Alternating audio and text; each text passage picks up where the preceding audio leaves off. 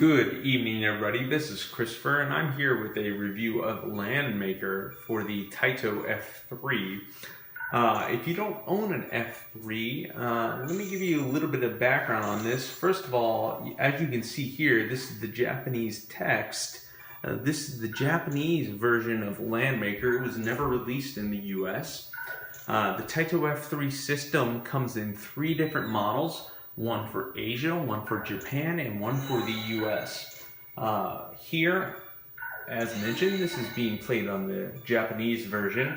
Cartridges are rather large, larger than a regular Neo Geo cartridge. You'll see it's a rather large cartridge. It's got a label on the front, a label on the side, and then a label on the bottom which indicates which region it is, and then a security label as well. You'll also see the cartridge connector ports. These are what allow for the cartridge to communicate down to the Taito F3 motherboard. There are many different Taito F3 games. They range across regions. Here, once again, this is LandMaker. It's for the Japanese F3. And let me go ahead and start up a game here. You already saw the title sequence. So we're going to go ahead and you'll notice it's in free play mode, but we'll go ahead and start up. It's going to give us an introduction. So LandMaker is a unique game. It's sort of like it is a puzzle game. It's sort of like Tetris in the fact that you are told which blocks are coming. You have to figure out where to put them to best complete the puzzle.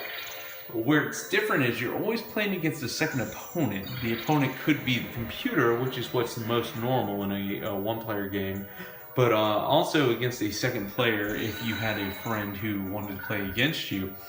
As you can see here, when you complete a set of a square of any size on the grid, it will create a different size building. It gets larger every time. Let's go ahead and play, and we're going to play in the beginner's mode. So this is 3 levels to start with. Just like the main game, you have 8 characters to choose from. Each character has a different superpower. Superpowers are activated by hitting blocks with stars on them. Let's start off. We're just going to conquer 3 regions here. We're going to start off with orange. You'll see I'm going to go ahead and create a structure immediately. As soon as you put down this yellow block, it's going to turn whatever it touches to yellow, which destroys my structure. However, you can recreate it. And then when you hit a corner there, it's going to delete your structure. With these arrows, you actually push back your level, so that you're no longer as far advanced as you are supposed to be. As you can see here, I'm going to make a major structure, or a superstructure as it's called. Looking here, I know my next block is yellow, so I'm going to go ahead and get rid of my oranges. And as you can see on the right side here, the red arrow, I've pushed my opponent all the way down with just getting rid of those major buildings there. So he lost, I won. After each round you get a animation that explains what happened. Basically, like any other fighting game, it's a story. It's an explanation of how you're better than them and why you're better than them and why they failed and you won.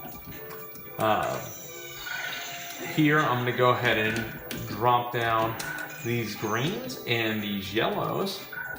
You'll only get blocks of colors that are on the board currently. So if you get rid of one color and you're down to 1, you'll only get 1 color until it randomizes, in which case you'll get random colors added to your board, and then you'll receive those blocks as well. All angles, as you can see here, are calculated by where the block's going to hit. If it hits a flat surface, it's going to slide down. If it hits a surface of the same color, it will go ahead and connect. If it hits a surface of a different color, it will convert it to a different color, unless it hits on a corner. If it hits on a corner, it's going to try to disappear, or it's going to create its own block by itself. And that's pretty much how the game here is played. It's a fun game, it's a strategy game. You have to understand when's best to try to make a bigger building, which will push the opponent's side down further, and when you have to clear so that you don't run out of space. As you can see at the bottom here, there is a red space. The red space there is the end of the game. Once you slide off the red space like the opponent just did there, you lose.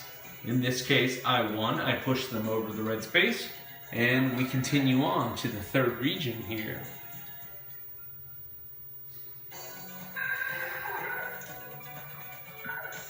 And I apologize, I haven't activated any special skills at this point.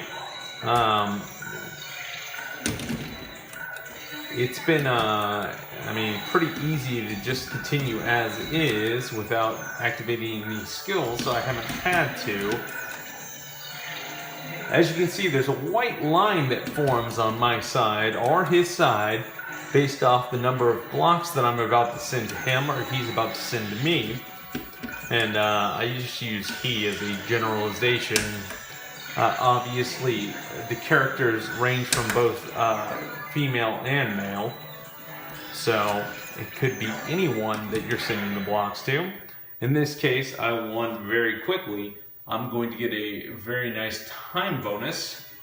Once again, we are playing the beginner's version. This is sort of a demo, and it gives you 3 rounds to perfect your skills. In this case, we won the 3 rounds, and it asked us to move on, put another credit in, and play the real game at full level. We're not going to do that for this evening. I just wanted to give you an intro and sort of a demo of the gameplay so that you know whether or not this is a game that you'd be interested in acquiring. And if so, eBay, the Neo Geo forums, there are a variety of places online that you can find this. Up to you, but always a fun game. LandMaker, Taito, from 1998, Japanese release only. Enjoy.